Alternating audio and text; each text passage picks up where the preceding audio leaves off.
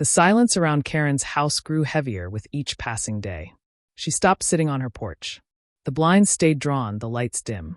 For someone who once thrived on being the center of the neighborhood's attention, her retreat was almost eerie. Neighbors whispered more openly now, curious about what had broken her so completely. Some thought she was just embarrassed. Others suspected the state wasn't finished with her. Nobody knew for sure, but the tension hung in the air like a storm waiting to break. I kept busy with my garden. The soil had finally started to recover, though the scars of what she destroyed were still clear. I planted carefully, methodically, determined to bring back what she had ripped away. Every new sprout felt like a small victory, a reminder that her control over me had ended. And every time I bent to water a row of green, I felt her gaze from behind those curtains. She didn't come out, but I knew she was watching. It wasn't just me who noticed the change in her. The neighborhood had shifted. Without her constant interference, people seemed lighter, freer. Lawns grew wilder, but no one cared. Flowers bloomed in places Karen once would have called violations. Even the air felt different, less rigid, less policed. And in that freedom, I saw something new, unity. Neighbors who once kept to themselves started chatting more, comparing stories about the little battles they'd fought with her over the years. It turned out, I wasn't the only one who had been her target. Nearly everyone had their own tale of a note, a complaint, or a demand she had made in the name of rules. One evening, I was outside when a couple from down the street stopped to admire the young plants in my yard. We talked for a while, and eventually the conversation drifted to Karen. Their tone was cautious at first, but soon frustration spilled out. They admitted they had been fined before too, not by the state, but through petty HOA reports she had filed. She had turned neighbors against each other, all while hiding behind the false authority she had built for herself. Hearing their story lit a fire in me. It wasn't just about my garden anymore. It was about all of us. The next day, more stories surfaced. A man shared how Karen once accused him of violating noise rules when he had family visiting. Another told me she tried to stop their child from selling lemonade on the sidewalk. Every account added to the picture of who she really was. Not a protector of the neighborhood, but a bully who thrived on fear. And now, with her fine hanging over her, that fear was slipping away. People were no longer afraid to speak. Then something happened that shifted the mood even more. A new notice arrived at her door, but this time it wasn't from the state. It was a letter signed by several neighbors. They had gathered enough support to demand her resignation from the HOA board. It was bold, something unthinkable just months ago. Before, no one would have dared challenge her. Now they were uniting against her. And I knew this was only possible because she had finally been exposed. Karen's response was predictable, yet somehow shocking. She tried to fight back. She sent out a long letter, slipped under doors and stuffed into mailboxes, defending her actions, insisting she was only ever looking out for the neighborhood. But the words rang hollow. The fine had stripped her of credibility, and the neighbors weren't buying her excuses anymore. For the first time, her authority crumbled in public, not just in private. I watched all of this unfold quietly, tending my garden as though nothing had changed. But inside, I felt a shift too. For so long, I had been angry, frustrated, even defeated. Watching her fall from power didn't erase the damage she had done, but it was something. It was proof that people like her weren't invincible, that the system she had hidden behind could also be used against her. One night, as I stood outside watching the stars above the quiet street, I saw her door crack open. She stepped out slowly, glancing around like a stranger in her own neighborhood. Her shoulders were slumped, her hair unkempt, and for the first time since I'd known her, she didn't look like Karen the enforcer. She looked like Karen the defeated. Our eyes met briefly, and she froze. Then, without a word, she turned and went back inside, closing the door gently behind her. The street was silent again, but this time the silence wasn't heavy. It was calm, almost peaceful. My garden swayed softly in the night breeze, fragile yet alive, and I realized something important. Karen had lost more than her power. She had lost the neighborhood's respect, and that loss would follow her longer than any fine ever could. Gardening had always been more than a hobby for me. It was the one thing that calmed my mind after long days. Some people find peace in music, others in painting, but for me, it was soil under my fingernails, the smell of mint when I brushed past it, the sight of roses slowly opening in the morning sun. That little patch in front of my house wasn't just decoration. It was a piece of myself I had built into the ground. Every plant told a story. The lavender came from my grandmother's yard, passed down through cuttings. The tomato vines were something I had grown since college, moving with me wherever I lived.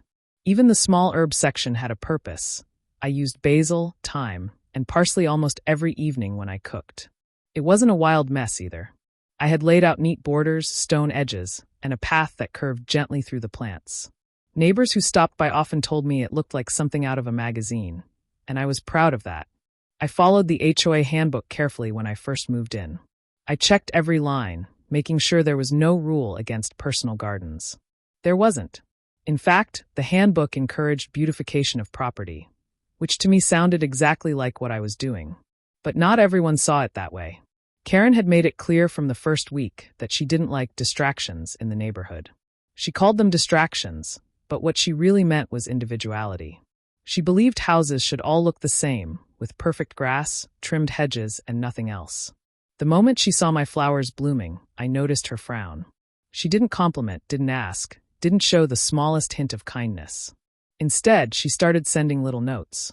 The first one said, "Your garden is not in harmony with community standards." I remember reading it 3 times, confused, because there wasn't a single rule I was breaking. Another one arrived weeks later, saying, "Please remove unsightly decorations." By decorations, she meant the wooden planter boxes I had built. Nothing flashy, nothing painted, just plain wooden boxes that held herbs. When I asked her about it in person, she gave me that same smirk she always wore, tilting her head and saying, "We have to maintain the look of the neighborhood." At first, I thought maybe it was just me. Maybe I had overlooked something. So, I talked to a few neighbors. Some of them quietly admitted they liked my garden, but they also warned me. "Don't get on Karen's bad side," one said. "She makes life difficult." Another whispered, "She's gone after people before. It's not worth the fight." The way they spoke, it was as if Karen was some kind of queen, and the rest of us were subjects too afraid to speak against her. I tried to let it go. I ignored her notes, as long as they weren't official violations. I kept tending my garden, watering it every morning, trimming it every weekend. And for a while, things stayed quiet. I thought maybe she had given up, or maybe she had moved on to someone else. But every time I saw her walking her little dog past my yard, her eyes lingered on my plants. Not with appreciation, but with irritation, as if their existence was a personal attack on her authority. It wasn't only about the plants, though. My garden stood for something she couldn't control. It was color in a place she wanted uniform. It was personality in a neighborhood she demanded to be bland. To her, it was proof that not everyone followed her unspoken rules, and that seemed to bother her more than anything written in the HOA handbook. I remember once catching her snapping a photo of my yard when she thought I wasn't home. I pulled up in my car, and she pretended to check her phone, acting casual. But I saw the picture on her screen, zoomed in on my flower bed. That was the moment I knew she wasn't going to leave it alone. It wasn't curiosity, it was evidence gathering. She was waiting, looking for the smallest excuse to act. And that's why the sight of my destroyed garden didn't feel like a random act or a misunderstanding. It felt planned. It felt like she had been waiting for me to be gone, waiting for the right moment to strike. She wanted to make an example out of me, to show the rest of the neighborhood what happened when someone dared to step outside her idea of community standards. I thought back to every quiet warning my neighbors had given me, every smirk Karen had thrown my way, every note she had slipped under my door. Suddenly, it all fit together. This wasn't about plants or boxes or flowers. This was about control. And Karen believed she had just proven that she had all of it.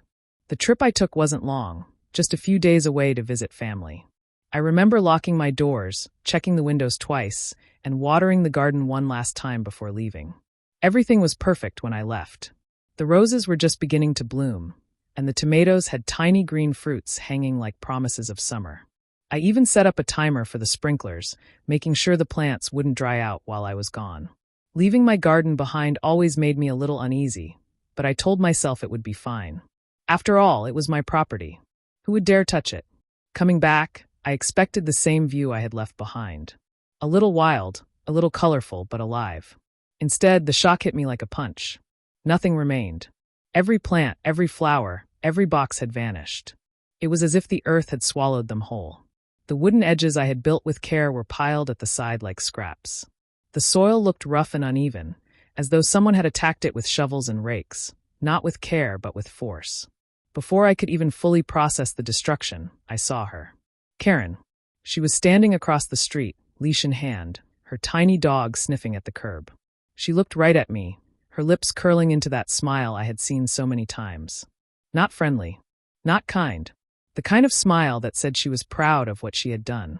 I didn't even have to ask. The answer was written all over her face. I walked toward her, my voice tight, asking, "What happened to my garden?" She didn't flinch. She didn't apologize.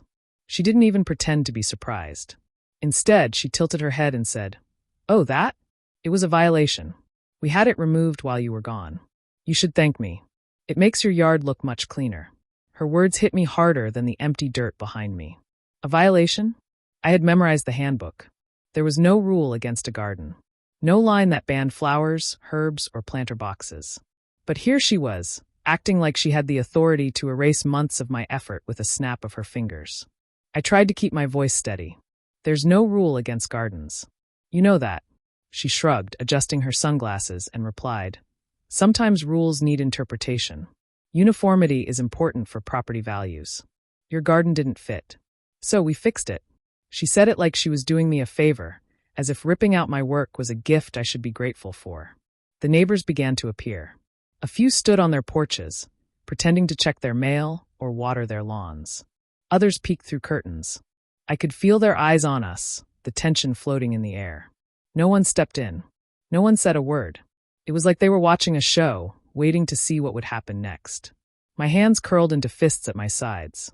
I wanted to shout, to demand she put everything back exactly as it was. But I forced myself to breathe. Losing my temper would only feed her power. She thrived on control, and she wanted me to break in front of everyone. Instead, I asked quietly, "Who gave you permission to do this?"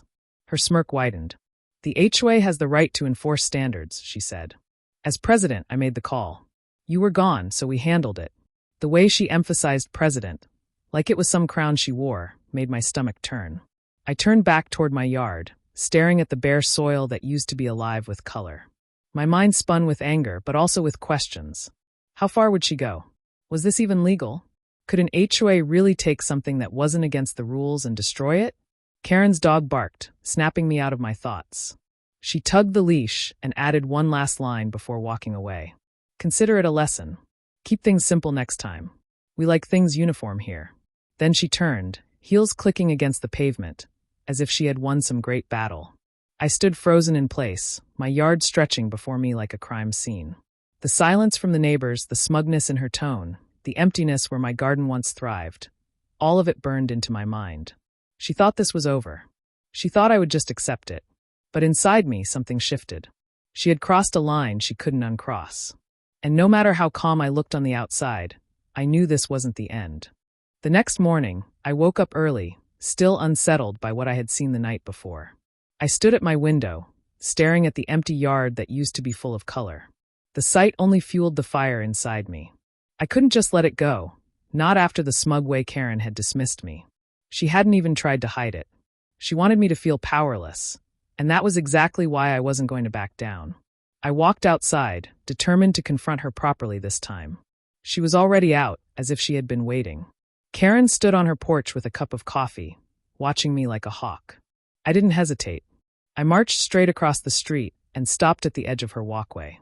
"You had no right to touch my garden," I said, my voice steady but sharp. "It wasn't against any rule. You know that." She didn't look nervous. In fact, she seemed entertained. She took a slow sip of her coffee, then said, "The HOA exists to protect property values. Sometimes that means making tough decisions. You should be thanking me. I saved you from lowering your own home's value." My jaw tightened. A garden doesn't lower value. It improves it. And it was mine. "You destroyed my property without my permission." Her eyes narrowed slightly, but the smirk never left her face. "The community doesn't revolve around your feelings. It revolves around order. If you don't like that, maybe this neighborhood isn't the right fit for you." The words hung heavy between us. It wasn't just about the garden anymore. It was about control. She wasn't enforcing rules. She was making them up as she went, and she wanted me to know she could. Neighbors began to appear again. A man across the street leaned on his fence, pretending to water his lawn. A woman 2 houses down carried a bag of groceries slower than anyone I'd ever seen. Curtains shifted in more than one window. They were listening, but no one spoke. I raised my voice slightly, making sure everyone could hear. Show me where it says gardens are a violation. Show me in the handbook. I'll wait. Karen's expression flickered just for a second, the smallest crack in her confidence, before she covered it with a laugh. Rules aren't always written word for word. That's why we have a board. That's why I'm here, to interpret and enforce them. That's not interpretation, I shot back. That's abuse of power. For the first time, I saw her smile falter. Her dog barked at my tone, tugging at the leash, but she didn't move. She just stared at me, her lips pressed into a thin line. The silence stretched, broken only by the sound of sprinklers clicking on down the street. My heart pounded in my chest, but I kept my stance firm. I wasn't going to let her bully me into silence. Not this time. Finally, she spoke, her voice lower now. If you make this a problem, it'll only get harder for you. Trust me. I know how to handle homeowners who don't follow the standards. It was a threat thinly veiled, but a threat all the same. She wanted to scare me into compliance, the way she had done with others. But the more she spoke, the clearer it became that this wasn't about community standards or property values. It was personal. She wanted control, and she thought she had it. I took a step closer, lowering my voice so only she could hear. You went too far this time, and you're going to regret it. Her eyes widened just slightly, the first real sign that she didn't expect me to push back. She opened her mouth to reply, but nothing came out. Instead, she turned away, pulling her dog toward the door. The conversation was over, at least for her. But for me, it was only the beginning. As she disappeared inside, I turned back toward my yard. The neighbors scattered quickly, pretending they hadn't been listening. The street fell quiet again, but the tension lingered in the air. Karen thought she had silenced me with intimidation, but she had only done the opposite. She had given me every reason to fight back. I stood there, staring at the bare earth where my garden had been, and made a silent vow. This wasn't going to end with her walking away smug. Not this time. She believed she held all the power, but she had just handed me the motivation I needed to prove her wrong. That night, I pulled the HOA handbook out of the drawer where I had kept it since moving in. The cover was bent from being flipped through so many times, but I knew exactly what I was looking for. I sat at my kitchen table with a notebook and started reading page by page. I had gone through this before, but now I read it with sharper eyes, determined to find something I might have missed. The rules talked about fencing, exterior paint colors, trash can storage, lawn care, even satellite dishes. But nowhere at all, did it mention gardens. Not in the landscaping section, not in the decorations section, not in any fine print. I underlined every line that proved my point, filling pages with notes. The more I read, the clearer it became. Karen hadn't just bent the rules. She had invented one. And she had taken matters into her own hands to enforce it. My frustration boiled hotter with every page I turned. She thought her title as president gave her the right to twist the rules to whatever she wanted them to mean. But rules aren't open-ended toys. They have limits. And she had crossed them. I knew arguing with her again wouldn't work. She thrived on shouting matches and intimidation, and she was too used to people backing down. If I wanted to fight her, I needed something stronger than words. I needed proof. The next morning, I walked out into my yard with my phone. I took pictures of everything, the torn soil, the broken wooden borders, the snapped sign lying in the dirt. I got close-ups of the roots sticking out where plants had been yanked. I took wide shots of the whole space, showing how bare it was now compared to how full it had been just a week earlier. Luckily, I had plenty of old photos too. Pictures of me planting herbs, shots of the flowers blooming, even a few neighbors who had once posed in front of the roses because they thought it looked so pretty. I gathered them all, creating a timeline that showed what my yard had looked like before and what it looked like now. Still, I wasn't satisfied. Something in me knew this went beyond HOA business. Destroying property wasn't just a neighborhood matter. It was bigger. I opened my laptop and started researching state laws about property rights, landscaping, and homeowners associations.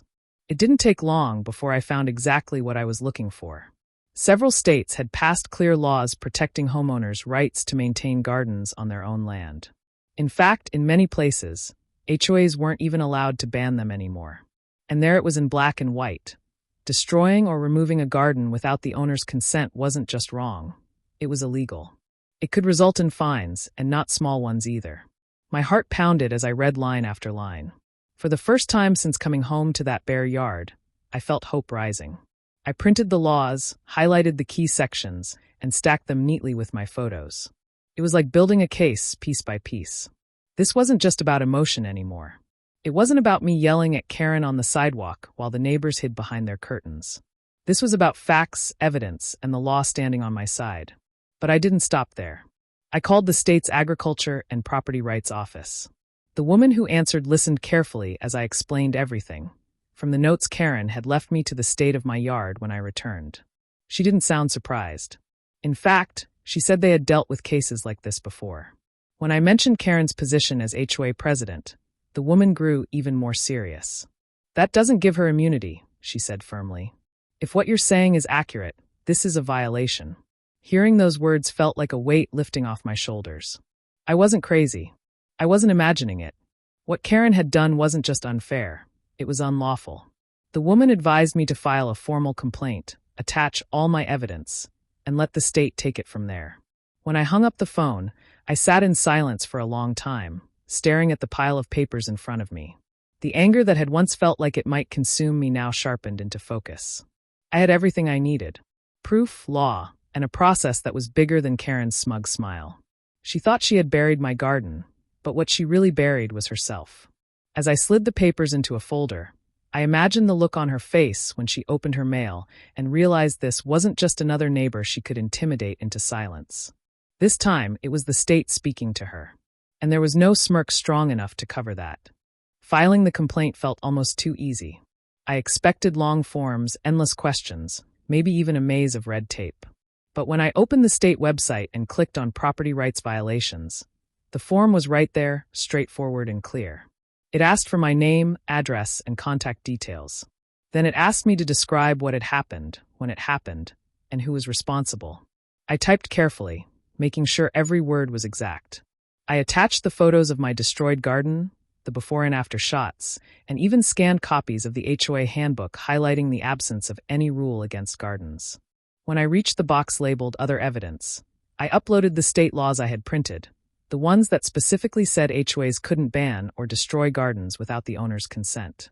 Reading those lines again, as I attached them, gave me a kind of satisfaction I hadn't felt in days. It wasn't just my word anymore. It was the law itself backing me up. The final question asked if I wanted to include the name of the individual directly responsible. My fingers hovered over the keyboard for a moment, but I didn't hesitate long. I typed her name, Karen, HOA president. Then I hit submit. The confirmation screen popped up instantly. Your complaint has been filed. You will receive updates by email. It was simple text on a computer screen, but to me, it felt like the first stone in a landslide. For the first time since seeing my garden ripped out, I felt like the balance had shifted. The following days were a strange mix of calm and tension. I went about my routine, but I couldn't help glancing across the street every time I stepped outside. Karen kept walking her little dog, strutting up and down the block as if nothing had happened. Sometimes she even waved at me, her smirk as sharp as ever. She had no idea, and that made waiting all the more satisfying. A week later, the first email arrived. The state had accepted my complaint. They were launching an investigation. They asked for any additional witnesses who might have seen the removal of my garden. I thought about the neighbors who had peeked from their windows, the ones who whispered warnings about Karen but never spoke out loud. I knew most of them wouldn't dare come forward. But I added the details anyway, listing the dates and times I had been away and the fact that multiple neighbors had been present when Karen boasted about her decision. Another few days passed, and then another email came. The case was officially open. An investigator had been assigned. They would be contacting the HOA directly. Reading those words gave me goosebumps. It meant Karen was about to be pulled into something she couldn't brush off with a smirk or a shrug. I pictured her opening that letter. I could imagine the scene perfectly. She would grab her mail with the same casual arrogance she always had, flipping through envelopes with one hand while her dog tugged at the leash. Then she would see the state seal printed on the top left corner. She would open it, maybe still confident, expecting a harmless notice. But as her eyes scanned the words, formal investigation, property rights violation, potential fines, that smug smile would falter. While I waited, I made sure everything was airtight. I printed copies of every email, organized the photos into labeled folders, even kept the broken wooden sign from my yard as physical proof. I wasn't just ready for her. I was ready for anyone she might try to bring into this fight. In the meantime, the neighborhood seemed quieter. People looked at me differently when I walked by. Some gave small nods, as if silently supporting me. Others avoided eye contact altogether, unwilling to be caught in the middle. But there was one thing I noticed. Karen wasn't quite as bold as before. She still strutted, but the edge in her step had dulled. Maybe she already knew something was coming. Or maybe she just sensed it. The day I finally saw her standing at her mailbox with an official-looking envelope in her hand, I didn't even have to guess what it was. I was across the street, raking leaves, but I could see the way she froze. Her usual confidence slipped for just a moment, replaced by something I had never seen on her face before, uncertainty. She glanced around quickly, as if checking whether anyone was watching. Then she tucked the letter under her arm and hurried inside, her dog trotting at her heels. I stood there with the rake in my hand, watching the door close, and for the first time in weeks, I smiled. The process was in motion now, and there was no turning back. The shift in Karen's demeanor was subtle at first. For days, I watched her from my window, waiting for signs that the letter had truly landed. She still walked her dog, still wore her oversized sunglasses, but something was different. The swagger was gone. Her steps were quicker, tighter, like she didn't want to linger on the sidewalks she once patrolled so proudly. She stopped waving at neighbors, stopped pausing to chat, and more than once I saw her fumble with her phone nervously, pacing her porch as if she was waiting for a call she didn't want to receive. Then came the second letter. I knew it had arrived the moment I saw the thick envelope with the state seal sticking out of her mailbox. This time she didn't even wait to get inside.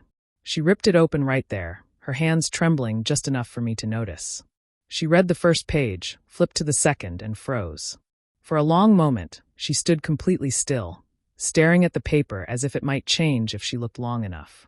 Finally, she folded it, shoved it back into the envelope, and stomped inside without a glance at anyone around her. Word started to spread quickly, even though no one admitted to knowing anything. Whispers floated through the neighborhood, carried by cautious voices and curious glances. People noticed Karen wasn't making her usual rounds.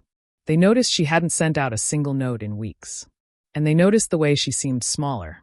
For someone who had once acted like the queen of the block, the change was impossible to miss. I soon found out why. The fine wasn't small. The state had investigated, confirmed my complaint, and issued her a penalty that made her jaw tighten every time she looked at me. She didn't say it out loud, of course. She would never admit fault in front of the neighbors.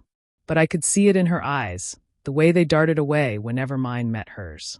That confidence she wore like armor had cracked, and now the cracks were spreading. One afternoon, I was raking the bare patch of soil that used to be my garden when she came outside.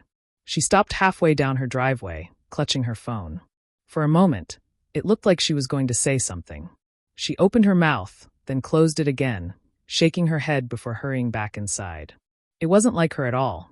The Karen I knew would have strutted across the street, lectured me, maybe even threatened me with another imaginary rule. But not this time. This time, she couldn't. The neighbors noticed too. Without Karen breathing down their necks, people started relaxing in small ways. A man 2 doors down left his trash bins out overnight without fear of a note taped to his door. A woman around the corner planted sunflowers by her fence, something Karen had once labeled unsightly. Even the kids started riding their bikes more freely, weaving across the street without Karen shouting about safety violations. It was like the neighborhood itself was exhaling after holding its breath too long. But Karen wasn't just embarrassed. She was angry. I could see it simmering beneath her forced calm. She avoided me, but every so often I'd catch her glaring through her blinds, the outline of her face just visible behind the curtain. She wasn't used to losing. She wasn't used to someone standing up to her and winning. And she definitely wasn't used to the state telling her she had crossed a line. The real breaking point came when another official letter arrived. This one thicker, heavier, clearly not just a warning. I watched from my porch as she tore it open. Her lips moved as she read, and then she pressed her hand to her forehead like the words themselves had hit her. She stood there for what felt like forever, then crumpled the paper in her fist, stormed inside, and slammed the door so hard the windows on my side rattled. Later that evening, as the sun dipped low and the street turned quiet, I saw her sitting on her porch in the shadows. No coffee cup in hand, no dog by her side, no smug expression plastered on her face. Just Karen, still, silent, and staring out at the yard she once claimed to protect. The look on her face wasn't power anymore. It wasn't confidence. It was fear. And in that moment, I knew the fine wasn't just a number on a piece of paper. It was something bigger. It was a reminder that she wasn't untouchable. That all the control she thought she had was only an illusion. For the first time, she wasn't the one handing out punishment. She was the one receiving it. The silence around Karen's house grew heavier with each passing day. She stopped sitting on her porch. The blinds stayed drawn, the lights dim. For someone who once thrived on being the center of the neighborhood's attention, her retreat was almost eerie. Neighbors whispered more openly now, curious about what had broken her so completely. Some thought she was just embarrassed. Others suspected the state wasn't finished with her. Nobody knew for sure, but the tension hung in the air like a storm waiting to break. I kept busy with my garden. The soil had finally started to recover, though the scars of what she destroyed were still clear. I planted carefully, methodically, determined to bring back what she had ripped away. Every new sprout felt like a small victory, a reminder that her control over me had ended. And every time I bent to water a row of green, I felt her gaze from behind those curtains. She didn't come out, but I knew she was watching. It wasn't just me who noticed the change in her. The neighborhood had shifted. Without her constant interference, people seemed lighter, freer. Lawns grew wilder, but no one cared. Flowers bloomed in places Karen once would have called violations. Even the air felt different, less rigid, less policed. And in that freedom, I saw something new, unity. Neighbors who once kept to themselves started chatting more, comparing stories about the little battles they'd fought with her over the years. It turned out, I wasn't the only one who had been her target. Nearly everyone had their own tale of a note, a complaint, or a demand she had made in the name of rules. One evening, I was outside when a couple from down the street stopped to admire the young plants in my yard. We talked for a while, and eventually, the conversation drifted to Karen. Their tone was cautious at first, but soon frustration spilled out. They admitted they had been fined before too, not by the state, but through petty HOA reports she had filed. She had turned neighbors against each other, all while hiding behind the false authority she had built for herself. Hearing their story lit a fire in me. It wasn't just about my garden anymore. It was about all of us. The next day, more stories surfaced. A man shared how Karen once accused him of violating noise rules when he had family visiting. Another told me she tried to stop their child from selling lemonade on the sidewalk. Every account added to the picture of who she really was, not a protector of the neighborhood, but a bully who thrived on fear. And now, with her fine hanging over her, that fear was slipping away. People were no longer afraid to speak. Then something happened that shifted the mood even more. A new notice arrived at her door, but this time it wasn't from the state. It was a letter signed by several neighbors. They had gathered enough support to demand her resignation from the HOA board. It was bold, something unthinkable just months ago. Before, no one would have dared challenge her. Now they were uniting against her. And I knew this was only possible because she had finally been exposed. Karen's response was predictable, yet somehow shocking. She tried to fight back. She sent out a long letter, slipped under doors and stuffed into mailboxes, defending her actions, insisting she was only ever looking out for the neighborhood. But the words rang hollow. The fine had stripped her of credibility, and the neighbors weren't buying her excuses anymore. For the first time, her authority crumbled in public, not just in private. I watched all of this unfold quietly, tending my garden as though nothing had changed. But inside, I felt a shift too. For so long, I had been angry, frustrated, even defeated. Watching her fall from power didn't erase the damage she had done, but it was something. It was proof that people like her weren't invincible, that the system she had hidden behind could also be used against her. One night, as I stood outside watching the stars above the quiet street, I saw her door crack open. She stepped out slowly, glancing around like a stranger in her own neighborhood. Her shoulders were slumped, her hair unkempt, and for the first time since I'd known her, she didn't look like Karen the enforcer. She looked like Karen the defeated. Our eyes met briefly, and she froze. Then, without a word, she turned and went back inside, closing the door gently behind her. The street was silent again, but this time the silence wasn't heavy. It was calm, almost peaceful. My garden swayed softly in the night breeze, fragile yet alive, and I realized something important.